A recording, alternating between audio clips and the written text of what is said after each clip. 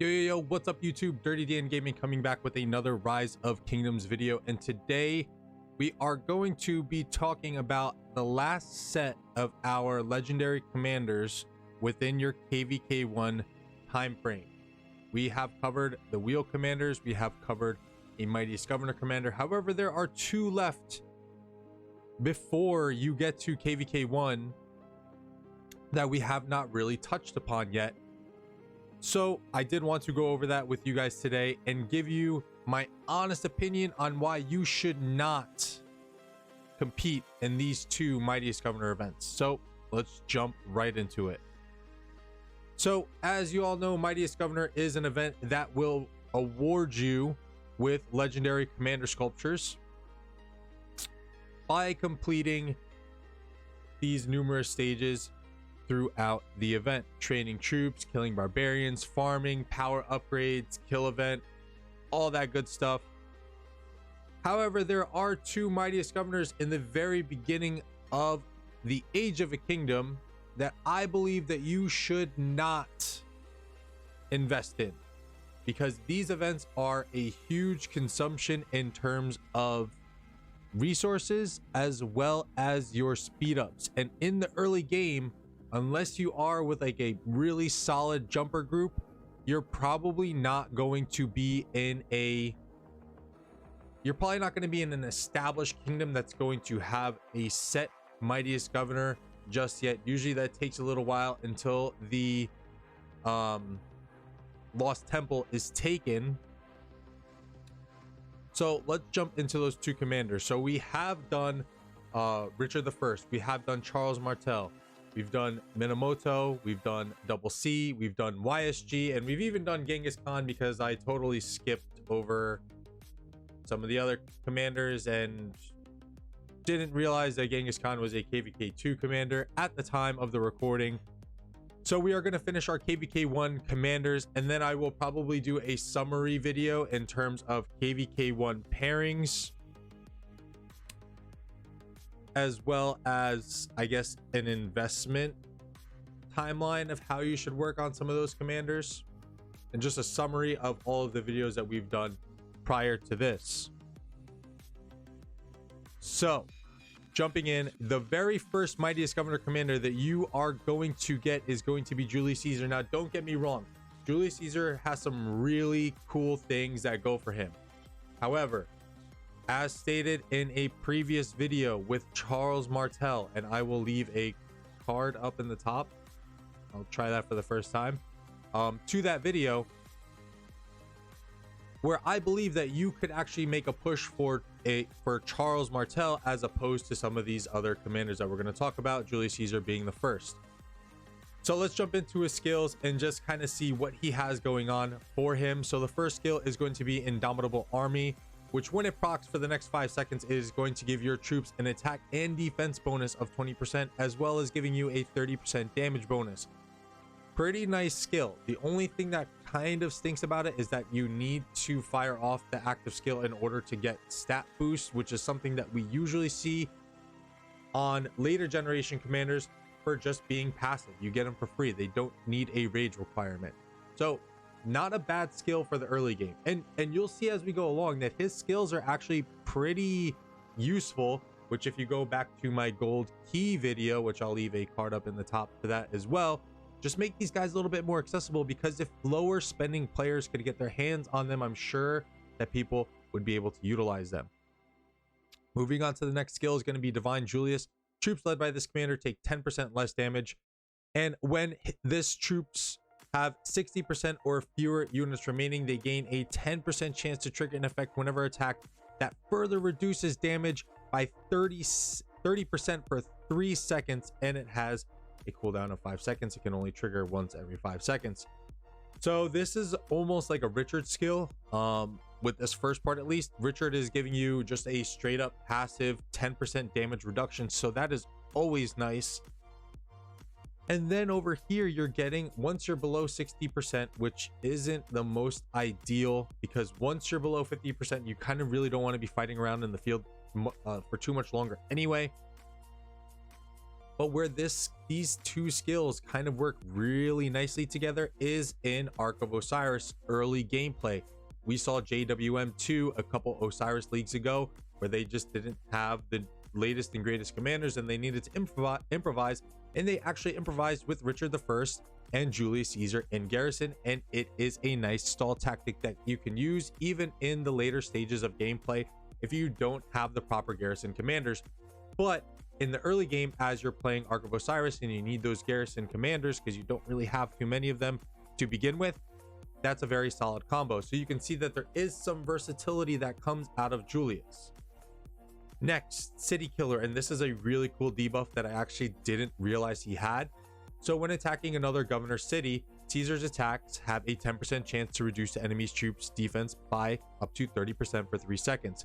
This is an actually really amazing skill because it isn't conditional to a rally.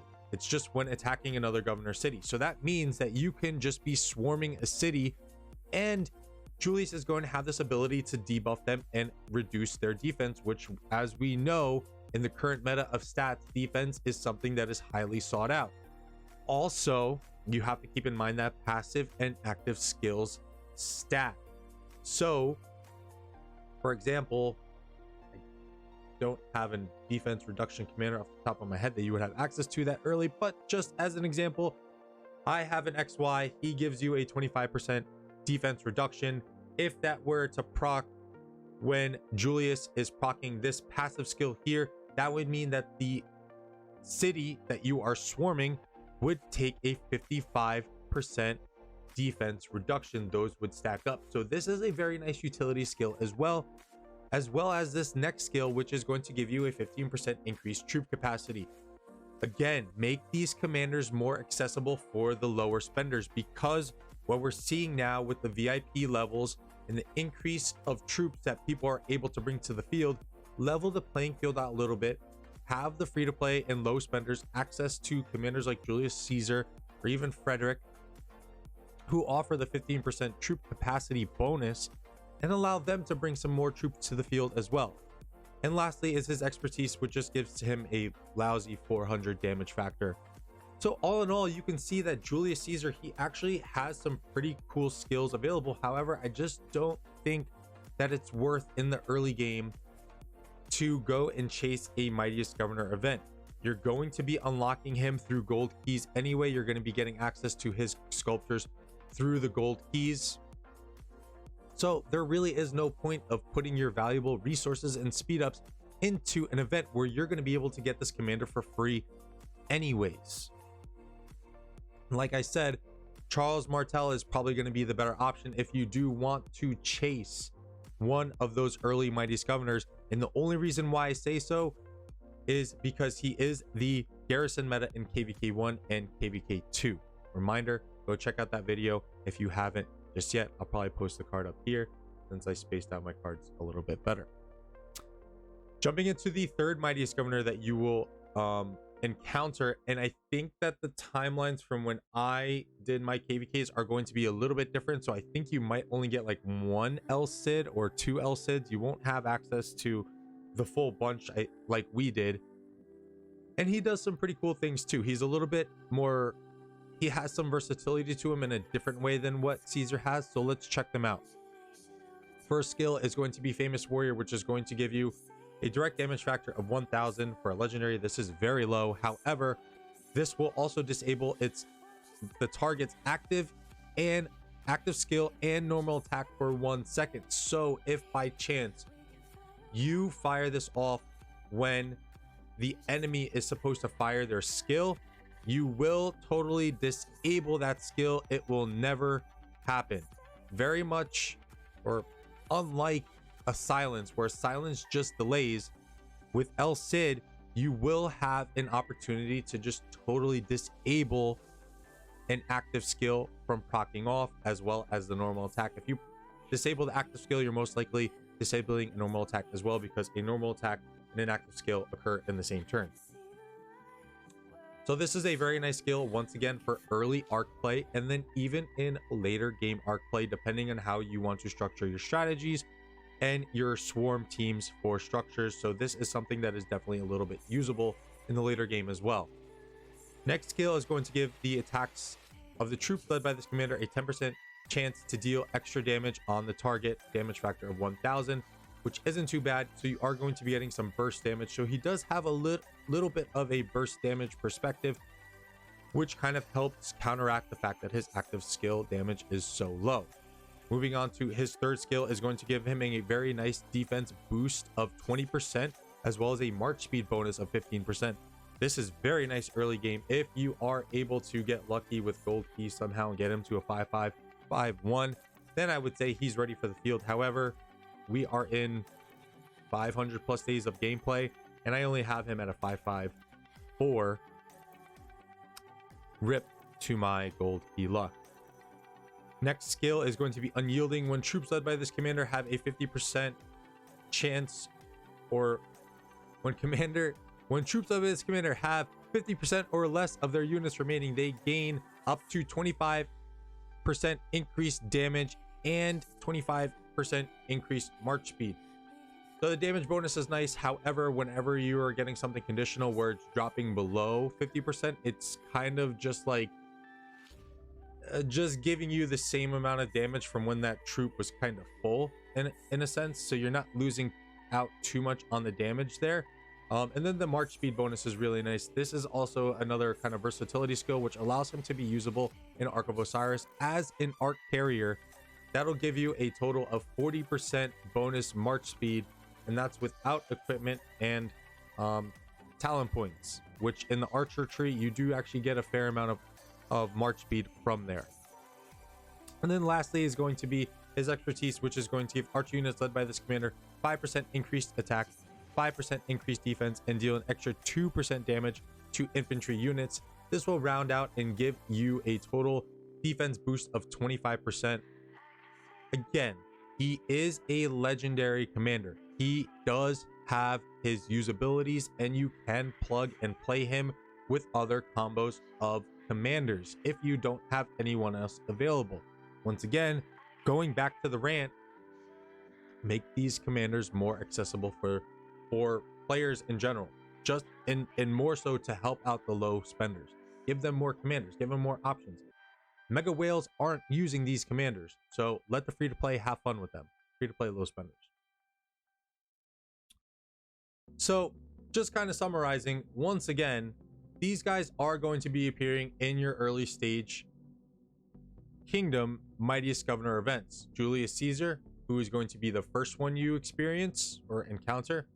The second being Charles Martel, which I highly advise trying to go for, especially if you are a high spender and you know that you're gonna kind of be relied on heavily for your KVKs. Again, he is the garrison meta in KVK 1 and KVK 2, and he still has usability all the way through. Again, check out that video. He definitely gets my 2 thumbs up for being one of those commanders that you can invest in for the longevity looking into Season of Conquest. And then your third commander in your Mightiest Governor cycle is going to be El Cid. Again, he's got some really good things that go for him, but just take your time and max these guys through gold keys. If you are a little bit more of a mid to high spender, I would say go ahead, take your shot on El Cid. If anything, don't even worry about Julius Caesar. But I mean, even if you are a mid to high spender, I would say just take your time, have patience. This is all about the long run, and I guarantee you that if you invest into a Mightiest Governor, you probably will be tempted to use some universal sculptures on him, which I do not advise whatsoever. Do not use any universal sculptures on El Cid or Julius Caesar. So that is going to wrap up our KVK 1 commanders. I'll probably do a little mix of some gold key commanders because I think you'll probably be able to get some of them up to at least the first skill to 5 and max those out. So you might have some flexibility in terms of commanders that you can use in terms of the gold key commanders.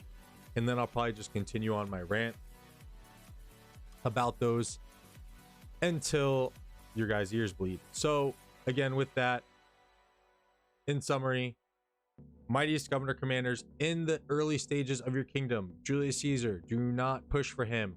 El Cid, do not push for him.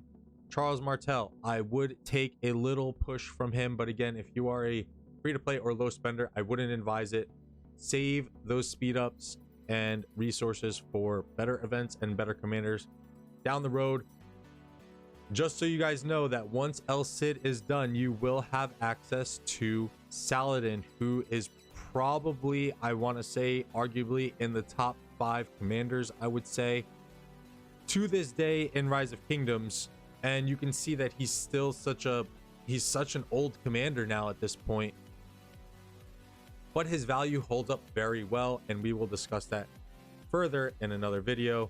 So with that, I am going to peace out. Once again, thank y'all for the support. If you enjoyed the video, please hit the like button, consider subscribing below, and leave a comment if you want us to talk about anything else on the channel. And with that, have a good week, everyone. 3D Gaming, I'm out. Peace.